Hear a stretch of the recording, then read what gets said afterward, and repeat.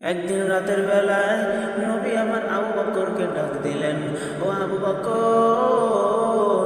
ডাক দেওয়ার সাথে সাথে দরজাটা খুলিয়া গেল। নবী আমার বললেন, ও আবু বকর, এত গভীর রাত, আপনি কি ঘুমান নাই রে আবু বকর? আবু বকর বলে, ও নবী,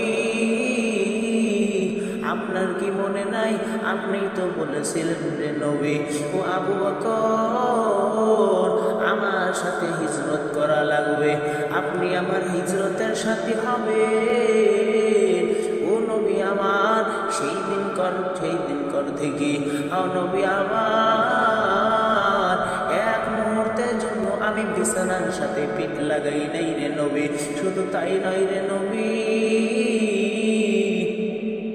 আমার বাড়ির যে উটগুলো আছে, প্রতিদিন ওই বাড়ির গেটের দিকে তাকায়া থাকি, কখন আমার মায়ার নবী আসবে